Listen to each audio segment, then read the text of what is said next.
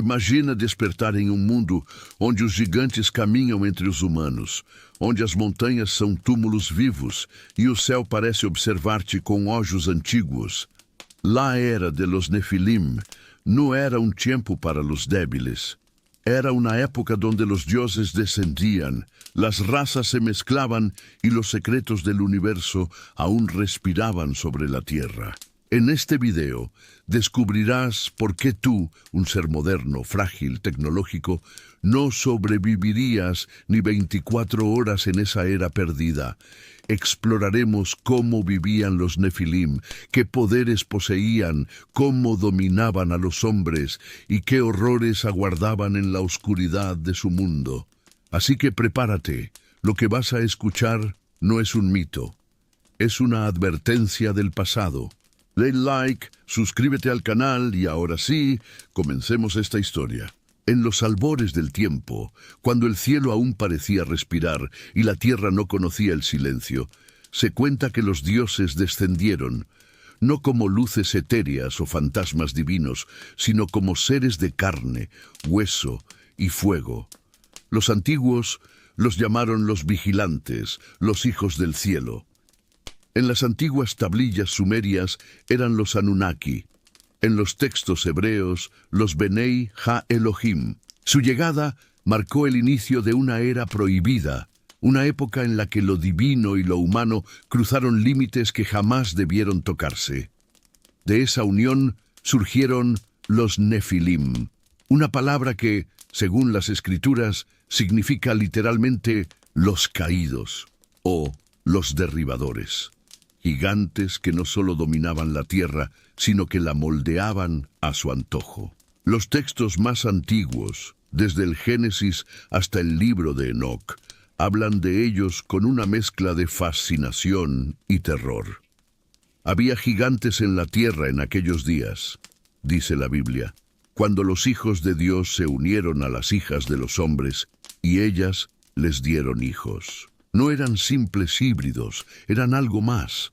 Su tamaño era tan descomunal que las montañas se convertían en tronos y su voz podía hacer temblar los valles. Tenían la fuerza de 100 hombres, la inteligencia de los dioses y una arrogancia que ni el cielo pudo soportar. Su misma existencia rompía las leyes del equilibrio natural. Lo eterno había contaminado lo efímero. Los antiguos cronistas no los describían como monstruos, sino como seres de belleza terrible, mezcla de lo celestial y lo carnal. Algunos decían que sus ojos contenían el brillo de las estrellas, que su piel parecía forjada del bronce, y que su aliento ardía como el de un volcán. Pero bajo esa apariencia divina había algo inquietante, una ansia insaciable de dominio. Se alimentaban del respeto, del miedo, del control absoluto, y los hombres indefensos se arrodillaban ante ellos, confundiendo poder con divinidad. El mundo en el que nacieron los Nefilim no era el que conocemos. La atmósfera era más densa, más rica en oxígeno, permitiendo que criaturas colosales caminaran sobre la tierra y que los árboles alcanzaran alturas imposibles. Los continentes eran distintos, unidos por tierras hoy hundidas bajo los océanos. La tierra era más joven, más salvaje, con volcanes activos, tormentas perpetuas y una energía telúrica que vibraba en cada roca. Los humanos eran apenas una chispa en ese océano de fuerzas primordiales. Imaginar sobrevivir allí sería como pretender respirar en medio de una tormenta eléctrica. Según las leyendas mesopotámicas, los dioses creadores moldearon al hombre del barro y lo mezclaron con la sangre de un ser celestial. Pero los vigilantes, al descender sin permiso, repitieron ese acto prohibido. Tomaron esposas humanas y engendraron una raza que ni pertenecía al cielo ni a la tierra. Esa transgresión encendió la cólera divina. Los Nefilim se multiplicaron rápidamente, devorando recursos, destruyendo bosques, exterminando animales para saciar su hambre. Su sola presencia alteraba el equilibrio de la creación. Donde caminaban, la tierra se agrietaba. Donde bebían, los ríos se secaban. Los relatos antiguos describen su auge como un tiempo de gloria y de horror. Construyeron ciudades ciclópeas, templos que desafiaban la gravedad y monolitos que aún hoy nadie puede explicar. Enseñaron a los hombres el uso de los metales, la astronomía, las artes de la guerra, pero también les dieron el conocimiento de la destrucción. Les mostraron cómo invocar fuerzas que no comprendían, cómo manipular lo que estaba destinado a permanecer oculto. Convirtieron a la humanidad en su experimento y a la Tierra en su laboratorio. Sin embargo, algo comenzó a quebrarse. Los dioses superiores, los que permanecían en los cielos, observaron con horror lo que sus hijos habían creado. El mundo se estaba corrompiendo. La violencia y la ambición se propagaban como un virus. Los hombres empezaron a adorar a los Nefilim, sacrificando a sus propios hijos para obtener su favor. El orden divino se desmoronaba y el cielo se llenó de murmullos de rebelión. Se dice que fue entonces cuando los dioses decretaron el fin de los gigantes.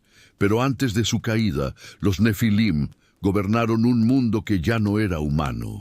Un planeta de proporciones imposibles, donde el aire ardía, la fauna era monstruosa y la noche estaba llena de ojos.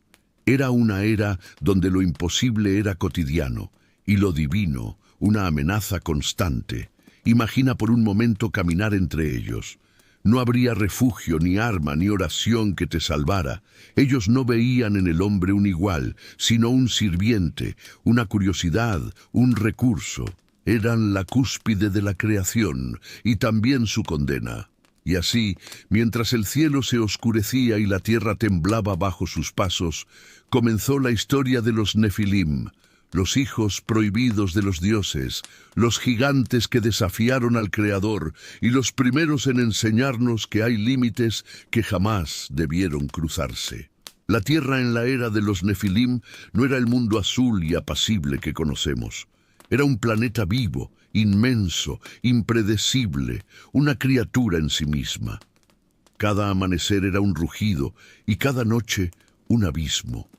El aire era más denso, casi líquido, cargado de energía y polvo de vida. Las tormentas eléctricas podían durar días enteros, iluminando continentes enteros con relámpagos que caían como lanzas de fuego. Los truenos no eran simples sonidos. Eran explosiones que hacían vibrar los huesos. En ese escenario, los humanos eran apenas sombras que se movían entre titanes. Las selvas eran ciclópeas, tan densas que la luz del sol apenas alcanzaba el suelo. Árboles de troncos colosales se alzaban como columnas de un templo natural, y sus raíces, gruesas como serpientes, devoraban rocas y huesos por igual. Las hojas eran del tamaño de un hombre y los insectos, monstruosidades zumbantes con alas que cortaban el aire como cuchillas. No existía el silencio. Todo vibraba, respiraba, cazaba. Incluso el suelo parecía tener un pulso propio. Los mares eran abismos inquietos, más profundos y feroces. Las olas podían arrasar con aldeas enteras, y bajo su superficie se movían criaturas que nunca volverían a ser vistas por los ojos humanos. Seres gigantescos, de ojos luminosos y piel traslúcida, que emergían solo cuando el cielo se ennegrecía y la lluvia caía como una cortina de agujas. Los humanos que vivían cerca de la costa narraban historias sobre sombras titánicas que se alzaban desde el agua y caminaban entre la bruma, los hijos de los dioses inspeccionando su dominio. En las planicies, la vida no era más amable. Las bestias prehumanas reinaban sin oposición. Mamuts, tigres de dientes de sable, reptiles voladores y depredadores de tamaños descomunales eran la norma. La cadena alimenticia era una danza brutal en la que los humanos eran los últimos, los más frágiles, los más prescindibles. Las noches eran tan oscuras que el firmamento parecía una herida abierta y los sonidos de la selva una sinfonía de amenazas invisibles. Los humanos sobrevivían ocultos en cuevas, agrupados en tribus diminutas. Sus herramientas eran piedras afiladas y lanzas toscas, que apenas podían herir a los animales menores. Frente a los Nefilim, esas armas eran juguetes inútiles. Imagina encontrarte con un ser de 10 metros de altura, cuya piel era tan dura como la roca volcánica. No podías enfrentarlo, ni huir, solo esconderte. En esa era, el miedo era un idioma compartido por todos los seres vivos. El cielo, a su vez, era un espectáculo constante. 2 lunas dominaban algunas noches, proyectando luces pálidas sobre montañas que aún respiraban lava. Meteoros cruzaban el firmamento como flechas divinas, y los humanos, incapaces de comprender, los interpretaban como señales de los dioses. Todo en la tierra parecía desmesurado, fuera de escala. Incluso el tiempo transcurría distinto, como si los días se midieran en batallas y los años en cataclismos. Los Nefilim caminaban entre ese caos con una familiaridad perturbadora. Para ellos, aquel mundo salvaje era su hogar natural. Las tormentas no los asustaban, los alimentaban. Las bestias gigantes no los atacaban, los obedecían. Parecía que la tierra misma los reconocía como dueños. Donde un humano moriría en minutos, ellos prosperaban. Su fuerza no era solo física. Había una conexión profunda con las fuerzas primordiales, una afinidad con la energía viva del planeta.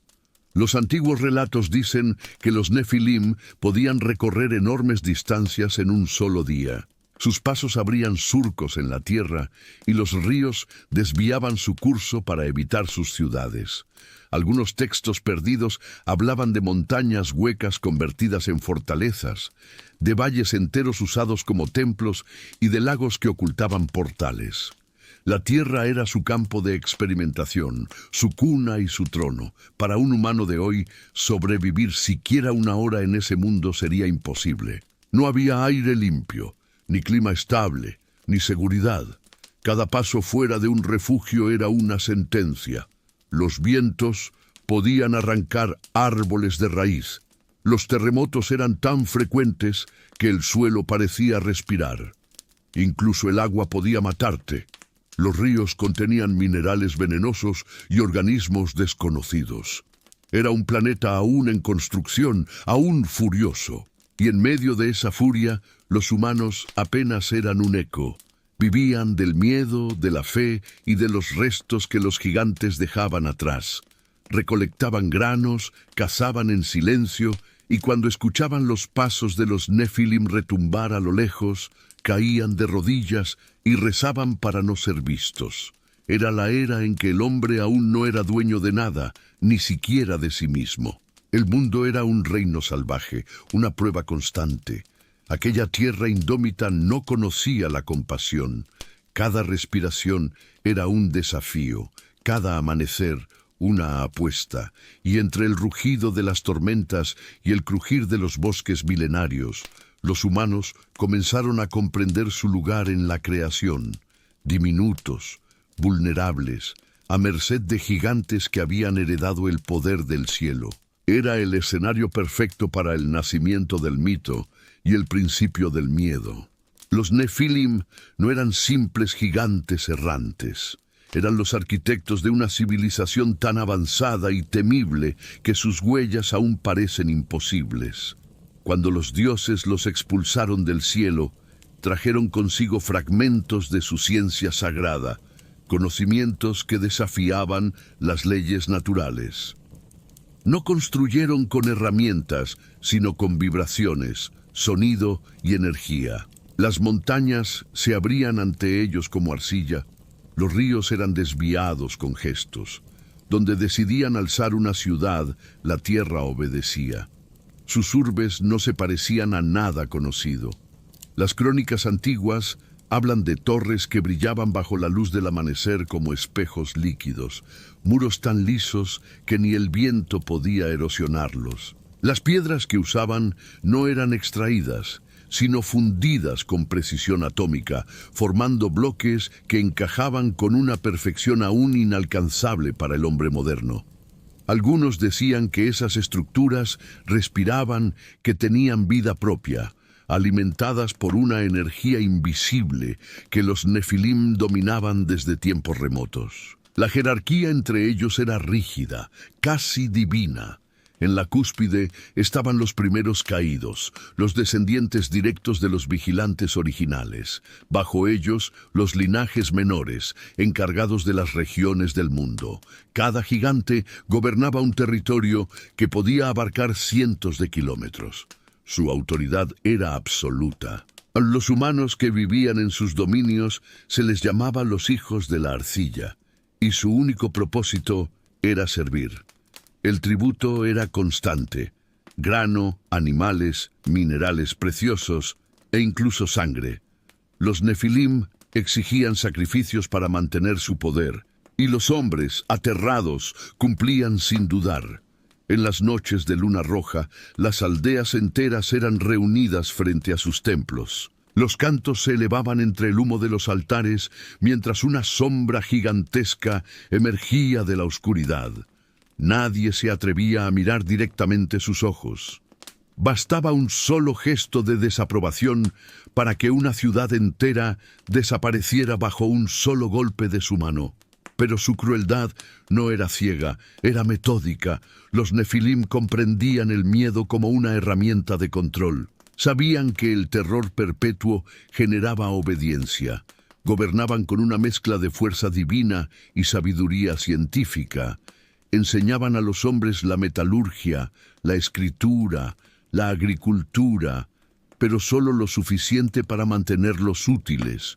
El conocimiento completo estaba prohibido, era el fuego celestial reservado a sus castas superiores. Las leyendas más antiguas cuentan que algunos de ellos dominaban la genética, alterando formas de vida como quien esculpe una estatua. De sus laboratorios, o templos, según los relatos, surgieron criaturas híbridas, bestias con cabeza de león y cuerpo humano, aves con rostros de mujer, serpientes que podían hablar. Aquellos experimentos fueron considerados ofensas contra el orden del cosmos. Sin embargo, para los nefilim no eran aberraciones, sino expresiones de su poder creador. Ellos se creían los verdaderos herederos del derecho divino. Sus conocimientos de los elementos eran igualmente aterradores. Se decía que podían manipular el clima, convocar tormentas, dividir los cielos con un solo gesto. En las tablillas sumerias se mencionan armas que lanzaban rayos o esferas de fuego y artefactos capaces de mover montañas. Los humanos, incapaces de comprender, interpretaron todo como magia. Pero para los nefilim era ciencia, una ciencia prohibida, una herencia directa de los dioses. Bajo su reinado, el mundo era una mezcla de esplendor y horror. Las ciudades humanas crecían alrededor de sus templos, alimentadas por la promesa de protección. Los hombres tallaban sus rostros en piedra, escribían sus nombres en himnos y los adoraban como salvadores. Pero cada adoración tenía un precio. La humanidad se convirtió en una especie domesticada, incapaz de imaginar la libertad. Algunos textos perdidos, atribuidos a los sabios de aquella era, describen el peso psicológico de vivir bajo su sombra. El hombre había olvidado el valor del sueño, del libre albedrío. Solo existía la obediencia. El conocimiento de los nefilim era tan vasto que incluso los ciclos de la vida y la muerte parecían estar bajo su control. Se decía que podían prolongar su existencia durante siglos, alimentándose de la energía vital de la tierra o de la de sus súbditos. Sin embargo, incluso entre ellos existían divisiones. Algunos nefilim, tocados por la nostalgia del cielo, empezaron a cuestionar su dominio. Veían en los humanos una chispa que los recordaba a lo que una vez fueron. Intentaron protegerlos, enseñarles más de lo permitido, y eso desató las primeras tensiones entre los gigantes. La arrogancia comenzó a corroer su imperio desde dentro. Para un humano común, Vivir en ese tiempo era existir al borde del pavor. La tierra misma estaba sometida, moldeada por voluntades que no comprendía. El cielo era una prisión luminosa, y los templos, colmenas de poder donde se decidía el destino de naciones enteras. Las ofrendas no eran gestos de devoción, sino de supervivencia. Nadie adoraba por amor, sino por miedo. Así, entre la magnificencia y el espanto, floreció la civilización de los Nefilim, un mundo donde el conocimiento se mezclaba con la tiranía y donde el poder era tan vasto que hacía olvidar la compasión. En su soberbia, los gigantes creyeron que su reinado sería eterno, pero incluso los hijos del cielo debían aprender que toda grandeza nacida del orgullo está condenada a derrumbarse. El alma humana, en la era de los Nefilim, no era un refugio, era una deuda. Los hombres vivían convencidos de que su espíritu no les pertenecía, sino que era una chispa prestada por los dioses y custodiada por los gigantes.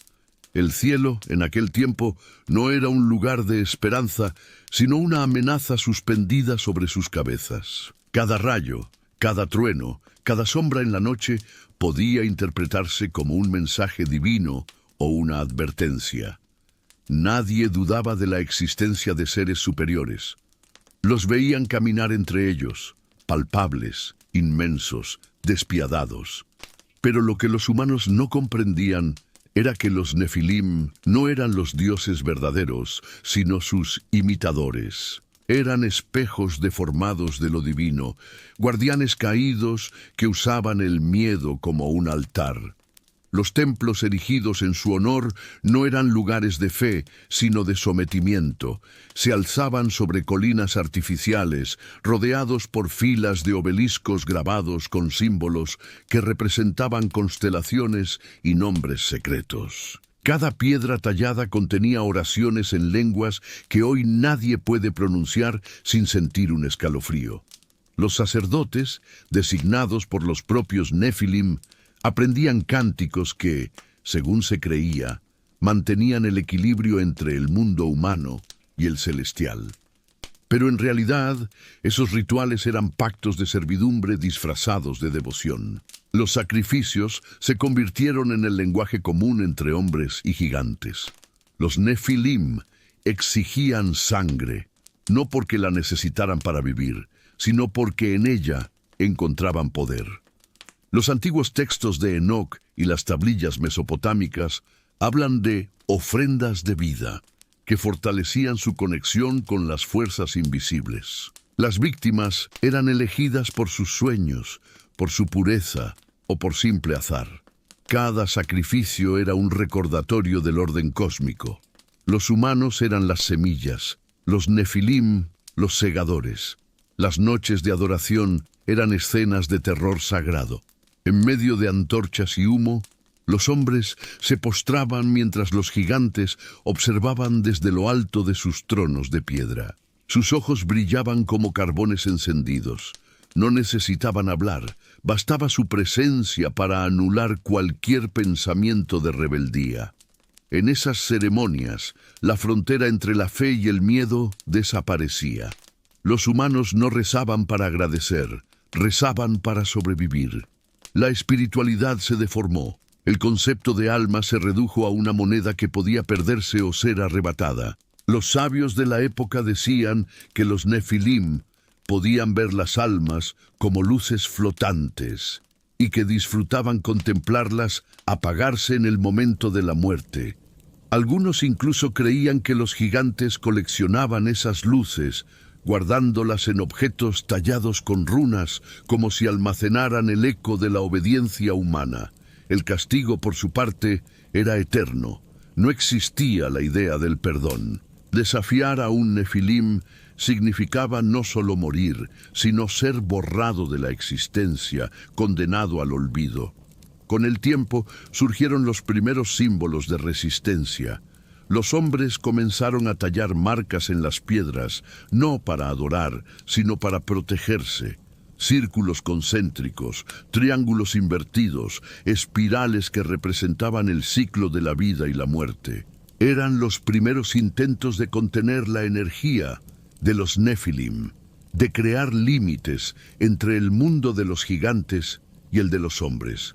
Los mitos posteriores llamarían a esos signos sellos de contención o palabras de poder. Hoy algunos arqueólogos creen haber encontrado fragmentos de esas lenguas perdidas, llenas de fonemas imposibles, como si cada palabra estuviera diseñada para vibrar en el aire y alterar la realidad.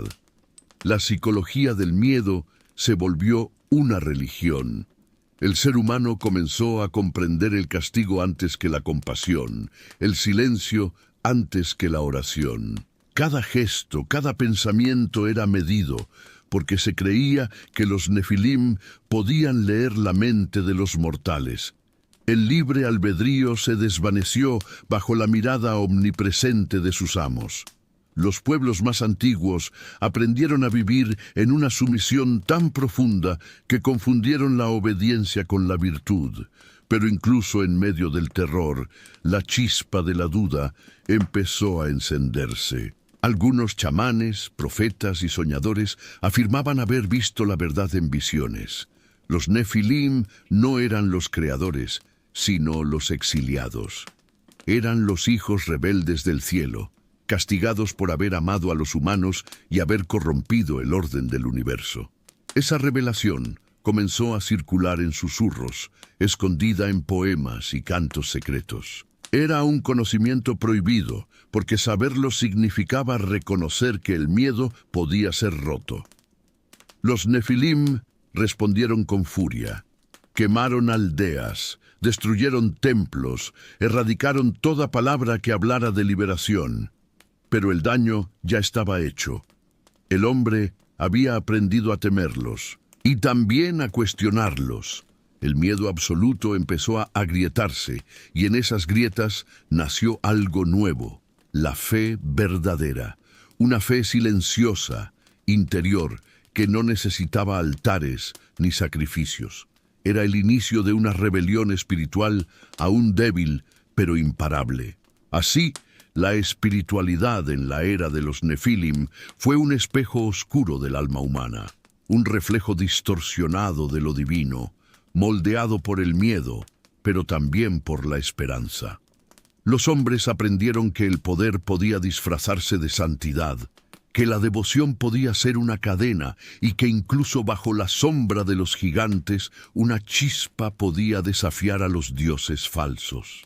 El mundo tembló antes de romperse. Lo que comenzó como una disputa entre titanes se transformó en una guerra que desfiguró la faz de la tierra. Los Nefilim, en su soberbia, habían olvidado su origen celestial. Divididos por la ambición, los linajes que una vez gobernaron juntos se convirtieron en enemigos irreconciliables. Cada uno reclamaba el derecho de ser el verdadero heredero del cielo. Las montañas se convirtieron en fortalezas, los océanos en campos de batalla y el cielo mismo en un espejo resquebrajado de fuego. Los humanos, impotentes, solo podían observar desde abajo cómo los dioses caídos desataban su furia. Los relatos más antiguos hablan de el tiempo de los rugidos, una era en la que el aire ardía y la tierra se partía bajo el peso de los colosos. Los Nefilim no luchaban con espadas, sino con armas de poder inconcebible. Lanzaban rayos que convertían las rocas en vidrio, ondas de sonido que derrumbaban ciudades enteras y esferas luminosas que flotaban en el cielo antes de estallar en un silencio absoluto, como si la atmósfera misma dejara de existir por un instante. Las primeras civilizaciones humanas fueron borradas sin dejar rastro. Los templos que los hombres habían erigido para adorarlos se derritieron como cera.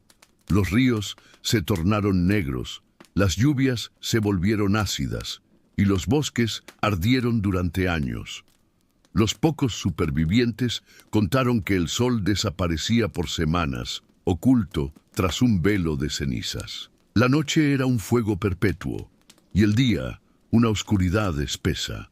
Los hombres pensaron que el fin del mundo había llegado.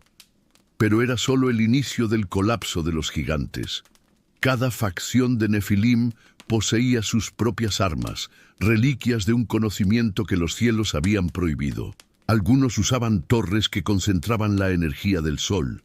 Otros invocaban tormentas eléctricas mediante cristales que resonaban con el poder de los astros.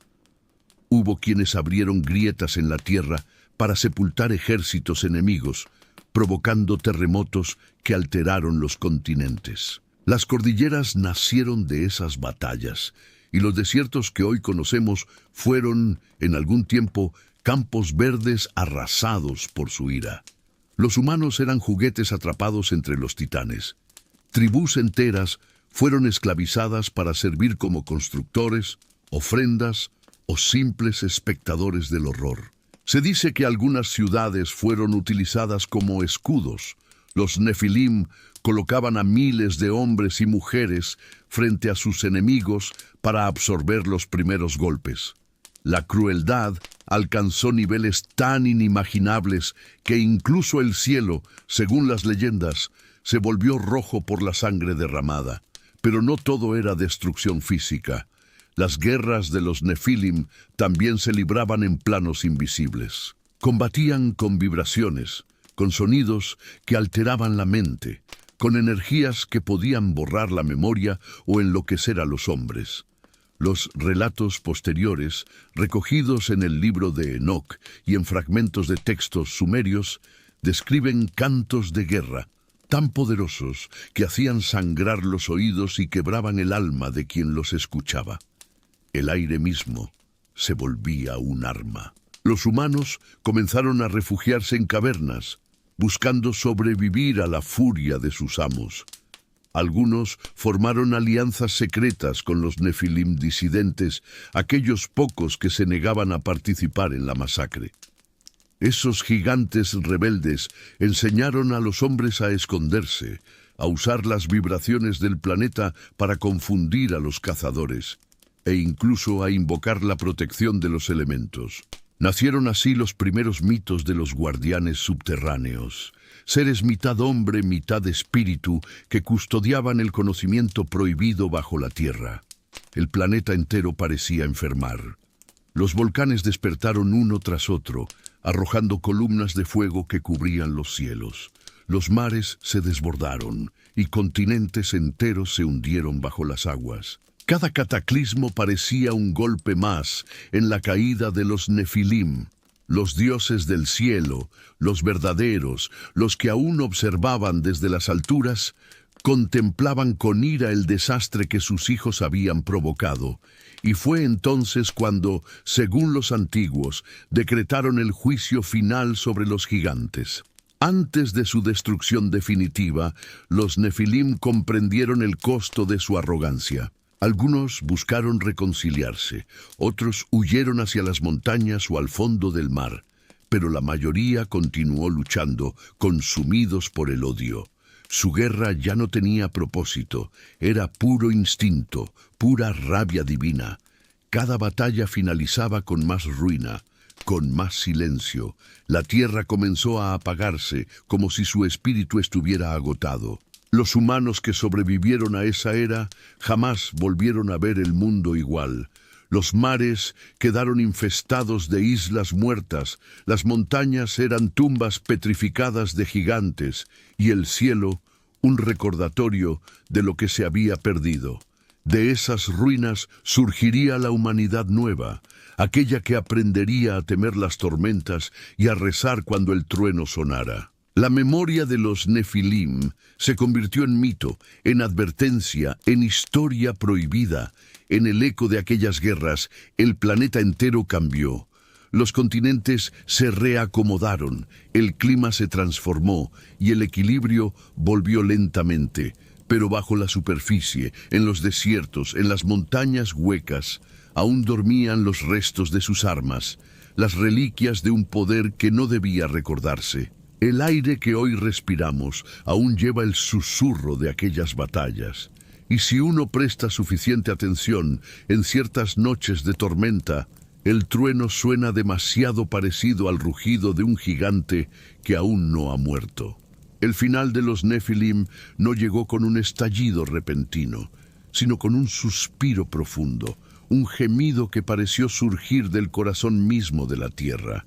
Durante siglos, los gigantes habían dominado los cielos, los mares y los continentes. Habían alterado el curso de los ríos, partido montañas y sembrado su poder como si fueran dioses. Pero incluso las montañas se desgastan con el tiempo, y el universo tiene una manera implacable de restaurar el equilibrio. Fue entonces cuando la tierra, viva, consciente, herida, decidió rebelarse contra sus opresores.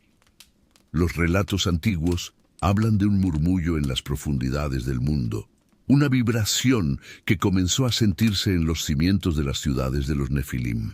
Los mares se agitaron como si un corazón inmenso latiera bajo ellos. Los vientos se tornaron violentos, las lluvias incesantes, los cielos negros. Algunos gigantes interpretaron aquello como una advertencia, otros como un desafío. Pero era ya demasiado tarde. La naturaleza que durante eras había soportado el peso de su arrogancia, se alzó con toda su furia. Los textos sagrados, desde el Génesis hasta las tablillas de Atrahasis y el mito sumerio de Utnapishtim, coinciden en un mismo punto. Hubo un gran diluvio, una purificación total. Las aguas cayeron no solo del cielo, sino también desde el abismo.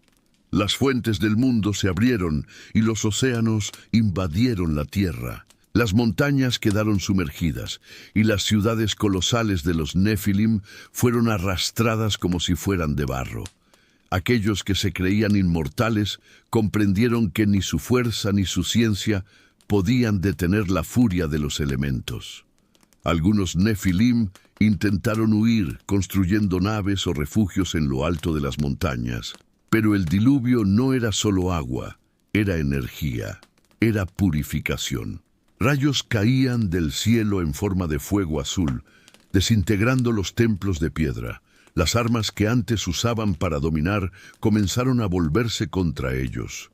Los mecanismos que controlaban las tormentas estallaron en reacciones en cadena, liberando ondas que derritieron el suelo. Era como si el planeta estuviera exhalando toda la corrupción acumulada, devolviendo a los gigantes el mismo veneno que habían vertido sobre él. La humanidad, pequeña y frágil, fue testigo del fin de sus amos. Algunos pocos fueron advertidos, por sueños, por visiones, por voces que descendían del cielo para construir refugios, arcas o huir hacia las cuevas más profundas. Allí permanecieron mientras el mundo ardía y se ahogaba al mismo tiempo.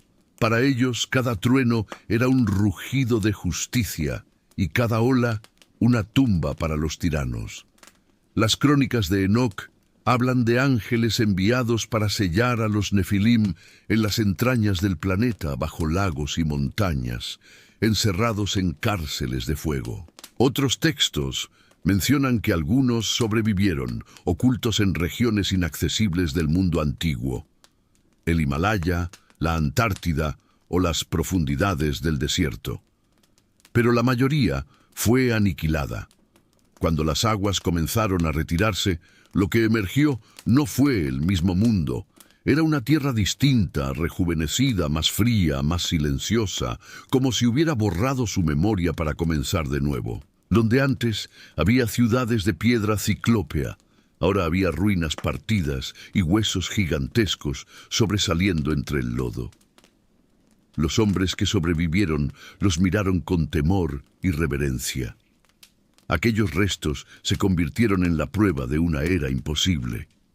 Con el tiempo, esos huesos serían confundidos con los de monstruos, titanes o dragones. Pero los ancianos sabían la verdad. Eran los cuerpos petrificados de los Nefilim, castigados por su soberbia. La transición hacia la humanidad moderna comenzó entre esas ruinas.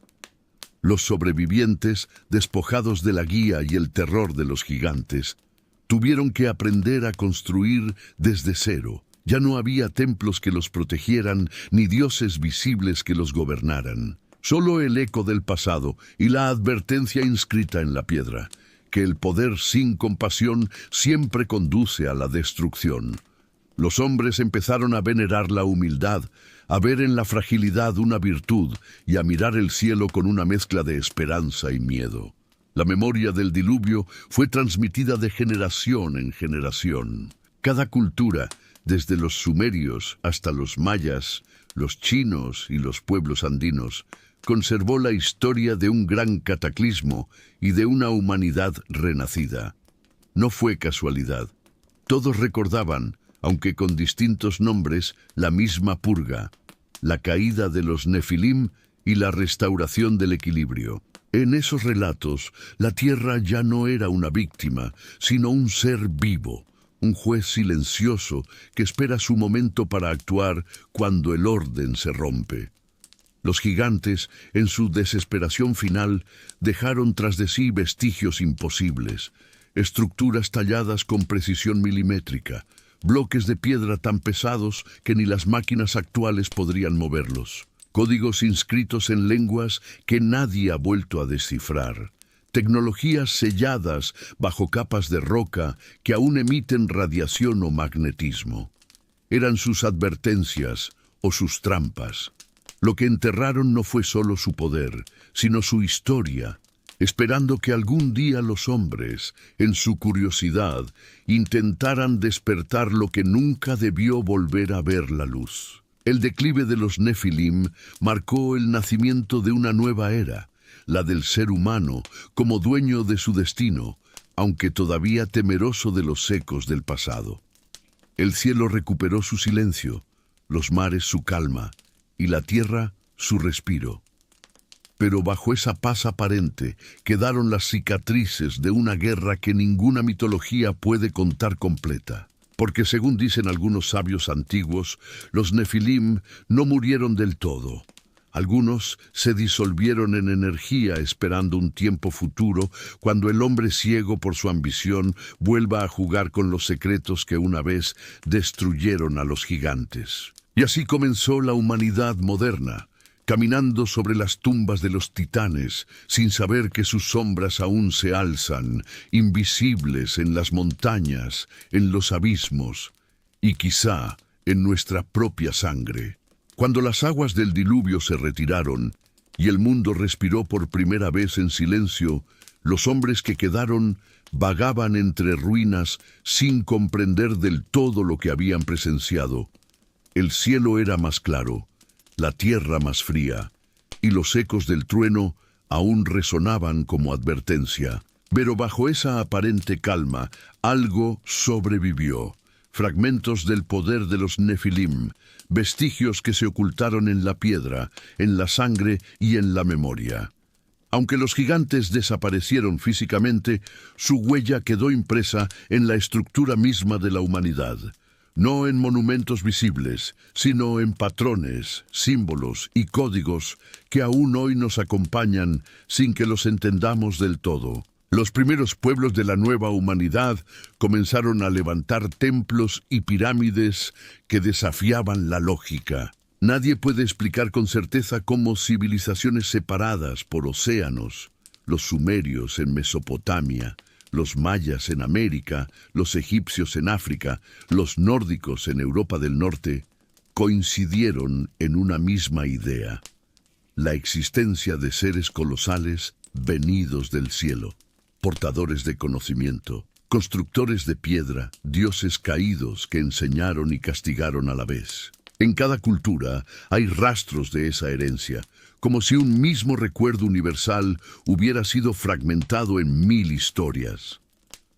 Los sumerios hablaban de los Anunnaki, los que descendieron del cielo. En Egipto, los primeros faraones eran descritos como los hijos de los dioses, reyes de proporciones sobrehumanas que gobernaban durante siglos. En Mesoamérica, los mayas relataban que sus antepasados recibieron el fuego del conocimiento de los Itzamna y los Bacabs, gigantes celestiales que levantaron las piedras del mundo. En la mitología nórdica, los Jotuns, gigantes primordiales, Precedían incluso a los dioses de Asgard y su sangre se mezcló con la de los hombres. Ninguna de esas civilizaciones se conocía entre sí, y sin embargo todas contaron lo mismo. Esa sincronía inquieta a los historiadores modernos. ¿Cómo es posible que culturas tan distintas compartieran la misma narrativa de gigantes sabios que fueron destruidos por una gran catástrofe? Algunos arqueólogos ortodoxos la explican como una coincidencia simbólica. Los gigantes serían metáforas del poder natural, de la soberbia humana o del miedo a lo desconocido. Pero hay quienes no aceptan esa respuesta. Los teóricos alternativos, a menudo ridiculizados pero persistentes, sostienen que los Nefilim no fueron un mito, sino una civilización real, borrada de la historia oficial. Ellos señalan los indicios dispersos en el mundo: megalitos imposibles, bloques cortados con precisión atómica, piedras unidas sin mortero que ni un cabello puede atravesar, las pirámides de Egipto y las de América Central, alineadas con las mismas constelaciones. Los templos sumergidos frente a Japón, las ruinas de Tiahuanaco, los zigurats sumerios, todo parece hablar de una inteligencia común, un conocimiento que surgió demasiado pronto para ser humano. Incluso en nuestra biología, algunos científicos han hallado enigmas. Ciertos fragmentos de ADN humano presentan secuencias que no encajan del todo con la evolución natural conocida. Restos de una genética híbrida, según algunos genetistas marginales, podrían ser las huellas de los hijos de los dioses, la fusión entre los Nefilim y los humanos primitivos. La ciencia oficial lo descarta, pero los mitos insisten. Hubo un cruce y su herencia aún late en nosotros. Tal vez en nuestra ambición, en nuestra búsqueda de lo imposible, o en esa curiosa tendencia humana de querer alcanzar el cielo sin medir las consecuencias. Las leyendas también guardan rastros de advertencias. En cada cultura, los dioses antiguos ordenaron borrar la memoria de los gigantes, pero nunca lo lograron del todo. Las piedras, los símbolos, las proporciones arquitectónicas, los calendarios que miden el tiempo cósmico.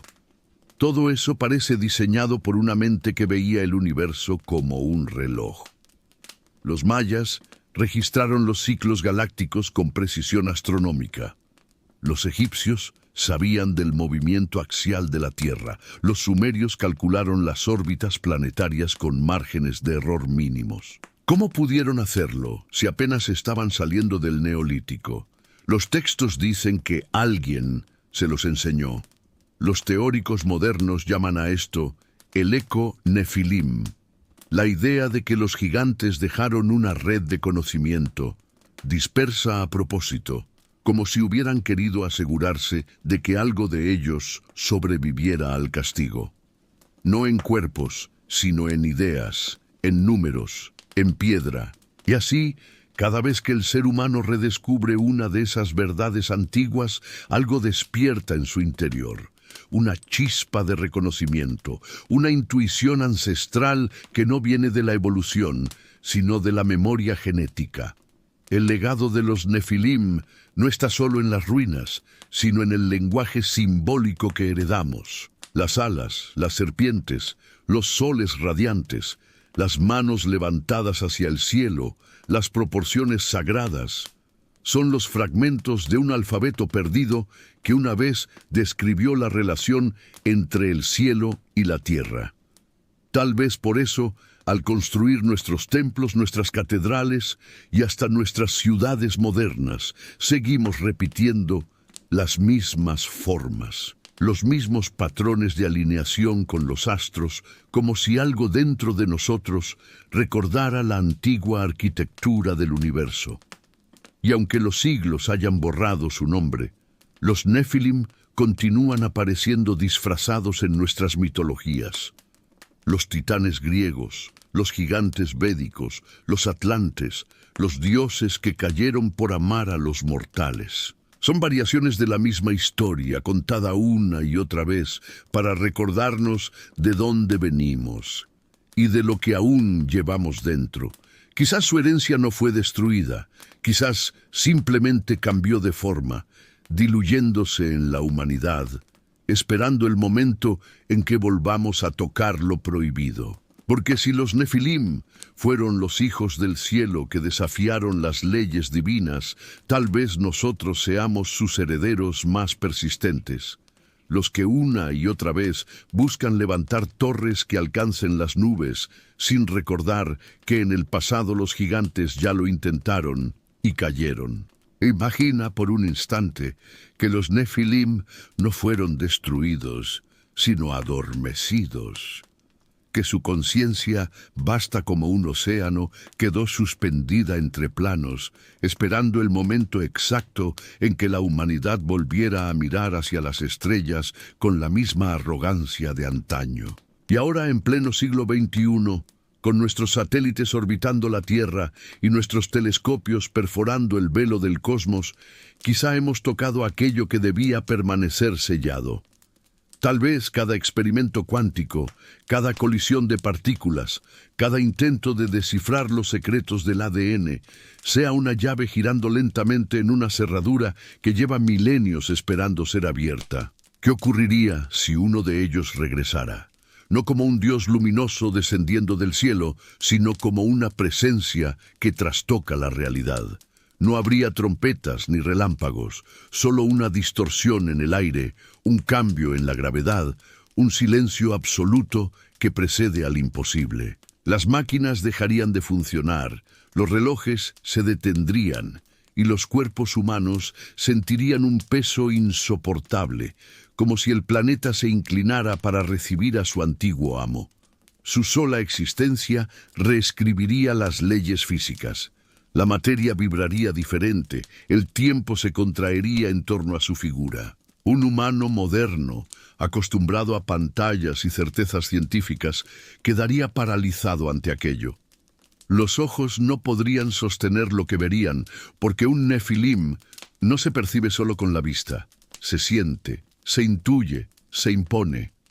Su presencia no pertenece a un solo espacio. Sería como mirar un rostro que cambia de forma a cada parpadeo, una geometría viva que se rehace constantemente. Sería carne, pero también energía, divino, pero imperfecto, un recordatorio de lo que fuimos y de lo que nunca debimos intentar ser. Los mitos dicen que los Nefilim dominaban la materia, el sonido, la luz. Hoy, los físicos hablan de manipular el espacio-tiempo, de doblar dimensiones, de crear universos simulados. Lo que para nosotros es ciencia avanzada, para ellos fue una herramienta cotidiana. Un Nefilim podría detener una tormenta o crearla, alterar las corrientes de un río, o borrar una memoria con solo pronunciar un sonido. Serían dioses frente a nosotros, no por fe, sino por poder tangible.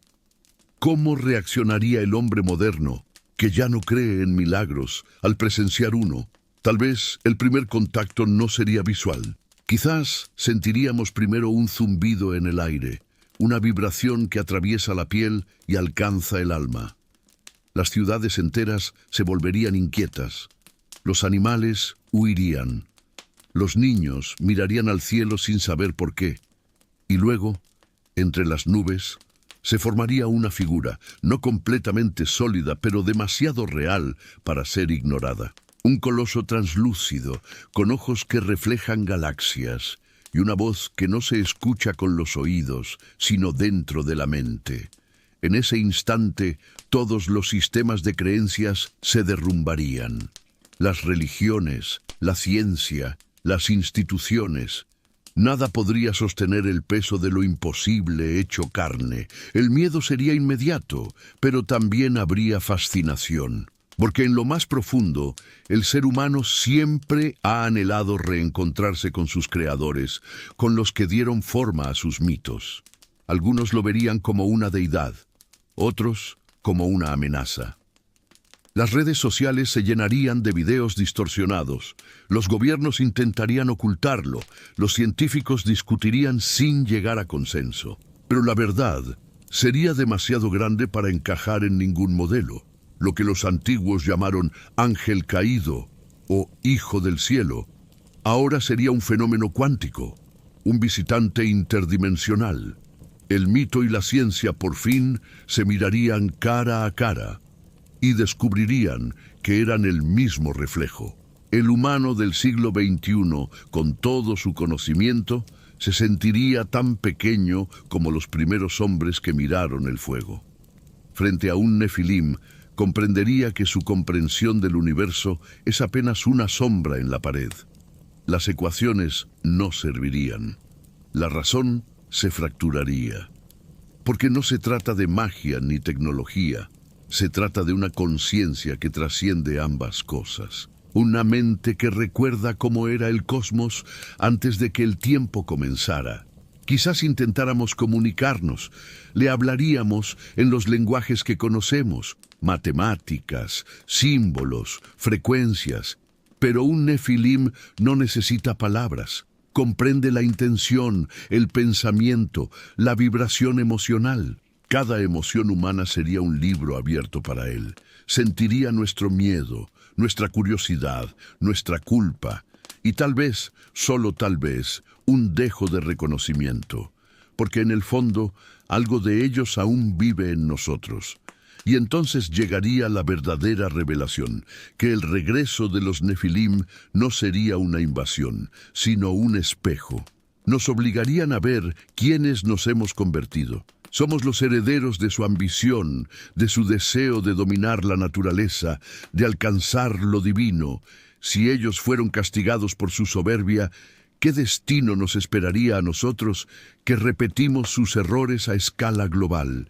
Los nefilim no necesitarían destruirnos, solo tendrían que mostrarnos lo que somos, y ese reflejo bastaría para quebrar la mente colectiva de la humanidad. Porque entender que no somos la cima de la creación, sino el eco imperfecto de una raza perdida, sería un golpe más devastador que cualquier arma. Tal vez ya han regresado y simplemente no los vemos. Tal vez se ocultan entre nosotros, esperando el momento en que estemos listos para entender. O quizás observan desde el otro lado del velo, midiendo si aún merecemos sobrevivir a nuestro propio orgullo. Si un nefilim volviera hoy, no sería el fin del mundo. Sería el fin de nuestra certeza y el comienzo de algo que ninguna palabra humana podría nombrar sin temblar. Hubo un tiempo en que los hombres caminaban bajo la sombra de gigantes, no solo de carne y hueso, sino de poder, de conocimiento, de ambición. La era de los nefilim no fue solo un episodio perdido en el polvo de los mitos. Fue una lección escrita con fuego y piedra, una advertencia que la tierra aún susurra en el lenguaje del trueno. Y quizá, si escuchamos con suficiente atención, ese eco todavía vibra dentro de nosotros, porque no somos ajenos a ellos. Somos su continuación, su reflejo, su recuerdo que respira. La historia de los nefilim es, en el fondo, la historia del ser humano llevado al límite de su soberbia. Seres que vinieron del cielo, mezclaron su divinidad con la materia y olvidaron la humildad que sostiene el equilibrio del universo. Quisieron gobernar, crear, trascender, pero terminaron destruidos por aquello mismo que intentaron dominar. En ellos, la grandeza y la caída fueron inseparables.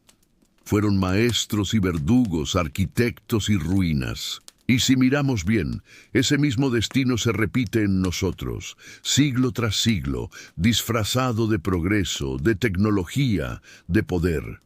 El ser humano, igual que los nefilim, quiere tocar el cielo. Construimos torres de metal, satélites que atraviesan el firmamento, inteligencias que rozan lo divino. Y sin embargo, seguimos tropezando con las mismas preguntas. ¿Quién nos dio ese impulso? ¿Por qué anhelamos tanto lo inalcanzable? Tal vez porque en nuestra sangre todavía late un vestigio de aquellos antiguos, una chispa heredada de los que una vez se creyeron dioses. Pero esa chispa, si no se domina, puede convertirse en incendio.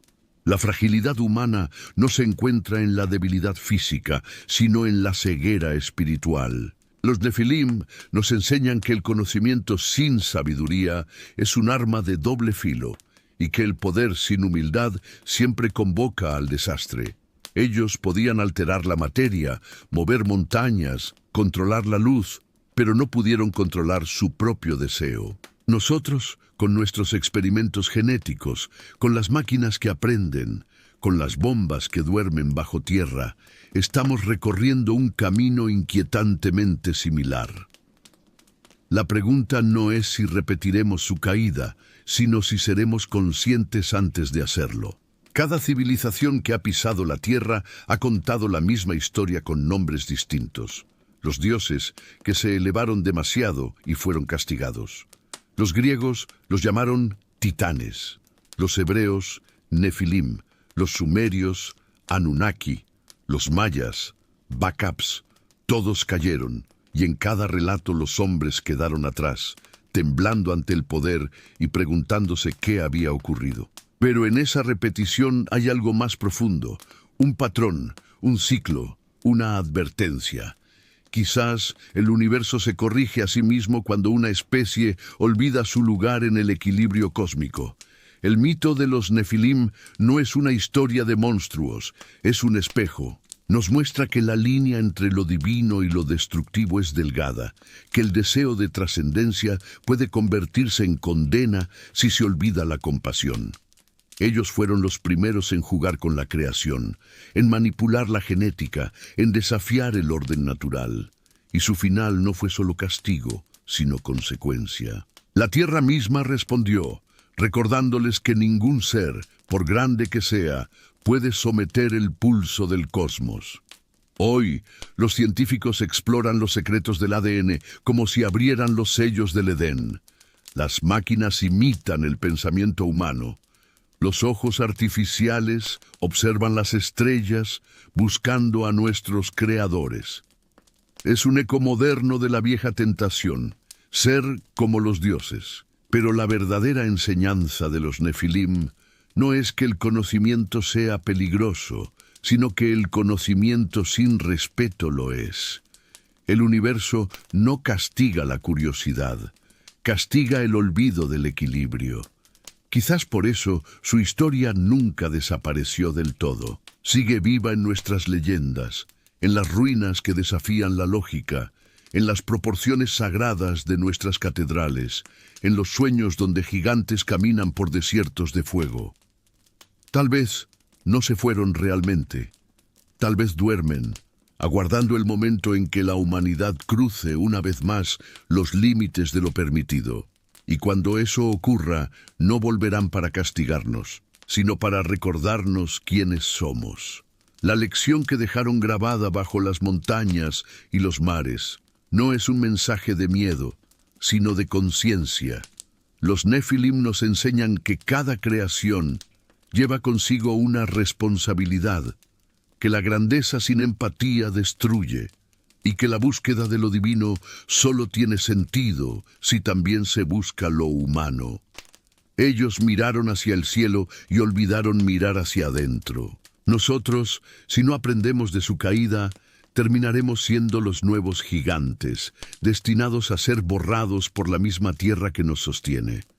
Porque los Nefilim no son solo una historia del pasado, son un recordatorio del ciclo eterno entre conocimiento y caos, entre ascenso y ruina. Y quizá, mientras seguimos avanzando sin mirar atrás, ellos nos observan silenciosos, esperando el momento en que volvamos a repetir la pregunta que los condenó. ¿Hasta dónde podemos llegar sin perder el alma?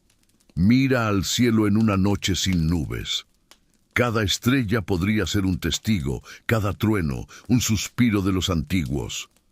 Los gigantes no desaparecieron, solo cambiaron de forma. Ahora habitan en nuestras manos, en nuestras máquinas, en nuestras decisiones, en el impulso que nos empuja a desafiar los límites del universo y en el susurro que nos advierte que una vez más podríamos estar repitiendo su destino, porque quizá los Nefilim nunca se fueron.